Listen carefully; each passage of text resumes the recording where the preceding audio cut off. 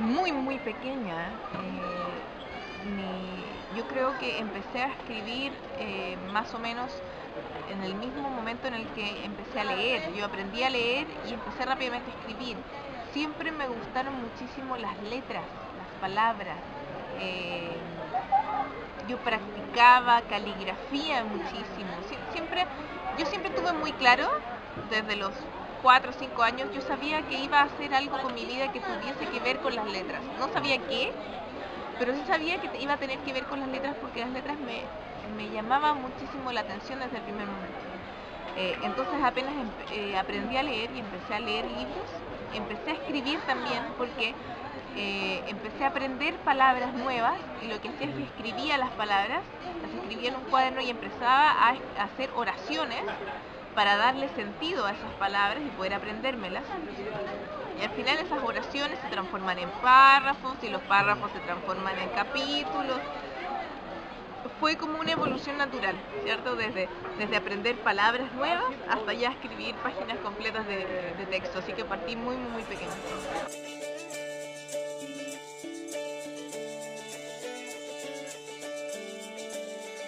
Para mí mis favoritos siempre han sido los mismos, que es el misterio, el terror, la ciencia ficción, la fantasía.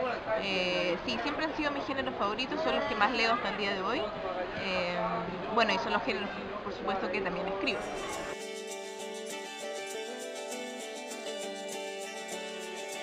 La historia de la séptima M partió porque, bueno, yo soy periodista y yo para poder hacer la séptima M me basé en un caso real que sucedió en el sur de Chile.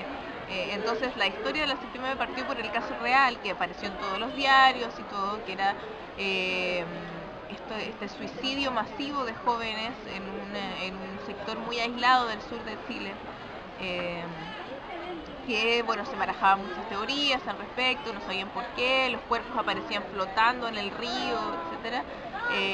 Y una ministra en visita, una ministra que estaba encargada de la investigación de ese caso en ese tiempo, ella dijo por televisión que lo que ella creía es que el puente principal de la ciudad estaba embrujado y que por eso los adolescentes se lanzaban del puente. Bastó que ella dijera eso y yo tomé mis maletas y me fui a Puerto Aysén a investigar sobre el tema. La verdad es que el caso real tiene una solución bastante más mundana que eso, tiene que ver con narcotráfico y otras cosas. Pero a mí me pareció tan interesante el caso que dije, bueno, voy a ficcionar sobre él y lo voy a resolver de una manera paranormal porque así mantengo como la seducción del caso desde el principio. Entonces así nació, la séptima M nació porque fue un trabajo periodístico que yo hice y que terminé ficcionando a mi manera.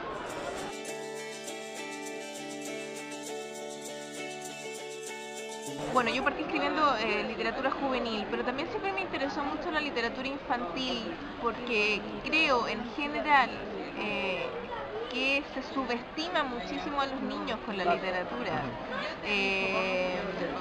Por supuesto, el ejemplo más cercano que tengo soy yo misma cuando yo era pequeña, y yo era una lectora tremendamente exigente.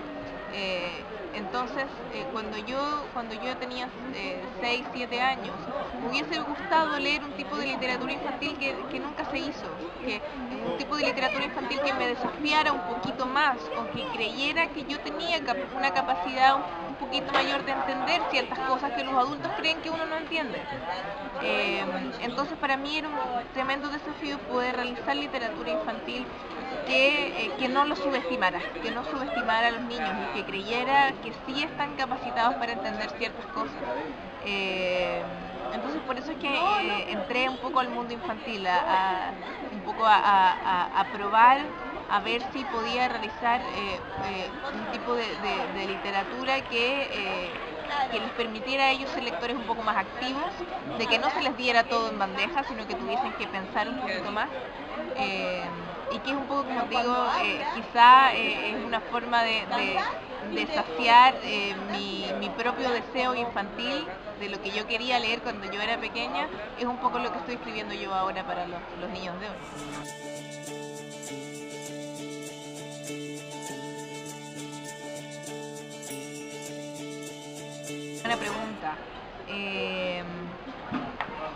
Tiene complicaciones naturales del estilo. Creo que en un comienzo sí quizás es más sencillo escribir fanfiction que una novela original. ¿Por qué? Porque ya estás escribiendo una historia de ficción con personajes que ya están absolutamente delimitados, ya están construidos. Hay menos trabajo que hacer en ese sentido. Sí, puede ser. Pero al mismo tiempo, en mi caso, por ejemplo, del ocaso de los altos elfos, es una novela que yo me tomé tan en serio, o sea, es un fanfiction, perdón, que me tomé tan en serio, que fue muchísimo trabajo para mí construir la ficción completa, porque yo tomé un universo que ya existía, tomé personajes que ya existían, ese trabajo no lo realicé, pero sí realicé muchísimo más trabajo porque tuve que crear conjuros nuevos, tuve que crear razas nuevas, escenarios nuevos, relaciones nuevas, etcétera.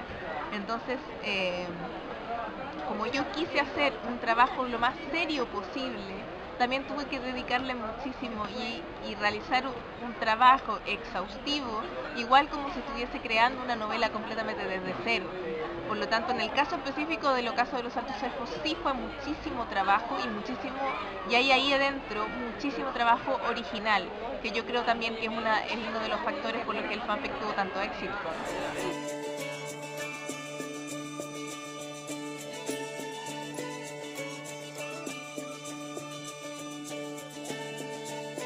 La verdad es que, siendo muy sincera, me decepcionó un poco porque el final natural de la saga de Harry Potter tendría que haber sido con Harry muerto. Harry debía morir, ese era el final de verdad natural de la saga. Si uno estudiaba la saga hacia atrás, ese era el final ineludible de Harry y era lo que tenía que ser. Hubiese sido un final muchísimo más digno, creo yo, que lo que se le dio. Este vuelco tan raro de sí, murió pero no murió y lo reviví, qué sé yo, me pareció una salida facilista. Quizá responde a presiones editoriales, que ya que Harry Potter todavía se considera una literatura más bien infantil que juvenil, quizá la editorial le dijo, no, va a ser muy fuerte, no lo mates, trata de revivirlo con algo. Yo creo que hubiese sido un muchísimo mejor final y más digno y más respetuoso con el mismo Harry Potter, con el mismo personaje, simplemente darle una muerte muy digna, heroica, ¿cierto? Yo creo que eso hubiese sido un mejor final. De todas maneras, salvo este conflicto con el final, el último tomo la verdad es que me gustó bastante y creo que fue un buen final. Sin duda, de todas maneras fue un buen final. Me hubiese gustado que Harry hubiese muerto simplemente, sí, pero creo que fue un buen final de todas maneras.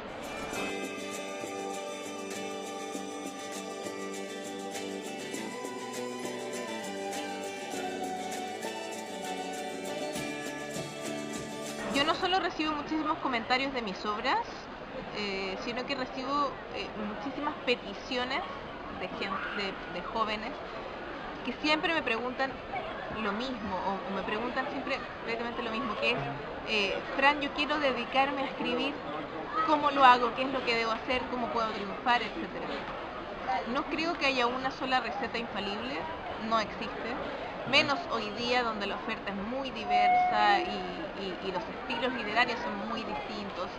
Yo personalmente creo que no existe una receta para triunfar, pero sí doy 3 consejos vitales que creo yo que al menos les van a servir para poder dar un buen primer paso.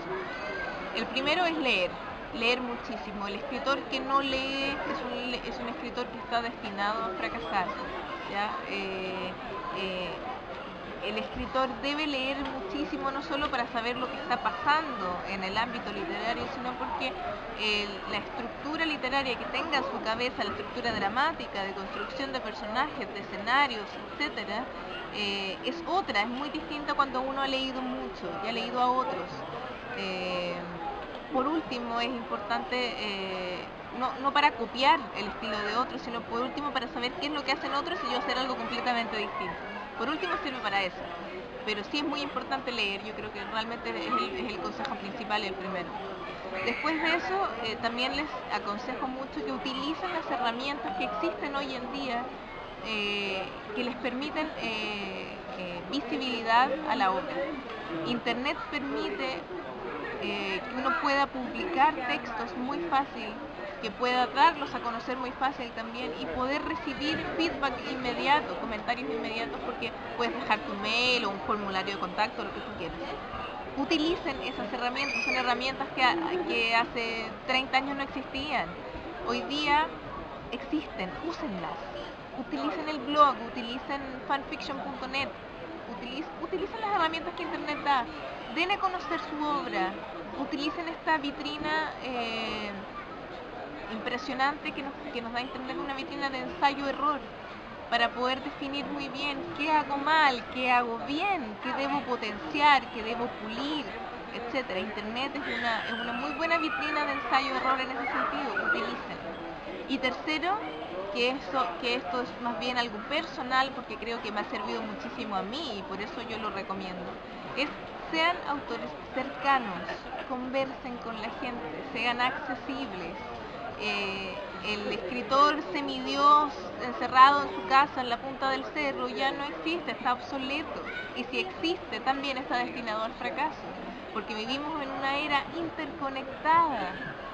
Por lo tanto hay que estar arriba de ese fenómeno también, hay que estar presente. Hoy en día las nuevas generaciones de lectores son tremendamente exigentes, y buscan otras cosas, están inmersas en otro movimiento social. Hay que estar pendiente de eso también. Entonces, si utilizan alguna red social, tengan sitios web, permitan que la gente se acerque a ustedes, sean accesibles. Eso de verdad yo creo que es un factor muy diferenciador al final en cuanto al éxito de un escritor.